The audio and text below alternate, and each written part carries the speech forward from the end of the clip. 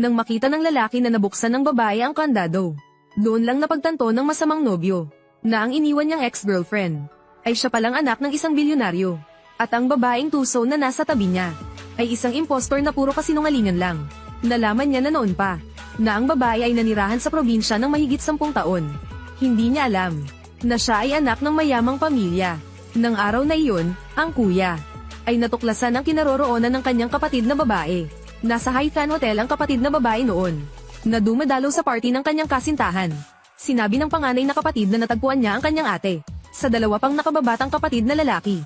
So, nalaman pala ng kuya, na ang kasintahan ng kapatid na babae ay minsang nagpadala ng resume sa Shen Corporation.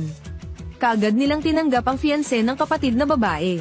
Matapos malaman na siya ay natanggap, nag-organisa agad si Zhang ng party para sa kanyang promosyon. Ang kuya ng babae ay naghanda rin ng regalo bilang pagbati. Kasabay nito, si Zhang ay nagbibigay ng talumpati sa party ng kanyang promosyon. Sinabi niya na sasamantalahin niya ang pagkakataong ito, para mag-propose sa kanyang nobya.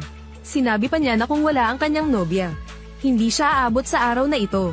Narinig ni Daimei ang sinabi ni Zhang, at siya ay labis na naantig, dahil sa mga nakaraang taon. Nagsikap siya ng husto upang kumita ng pera para makapag-aral si Zhang, para makuha niya ang araw na ito.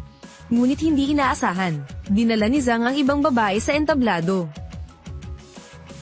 At sinabi na ito ang kasintahan niya. Ang pangalan niya ay Yoyo. Nang makita ni Daimei ang nangyayari, talagang hindi siya makapaniwala. Sa susunod na sandali, lumuhod si Zhang. Nagluhod siya kay Yoyo. Nakita ni Zhang na niyakap si Yoyo nang may tuwa.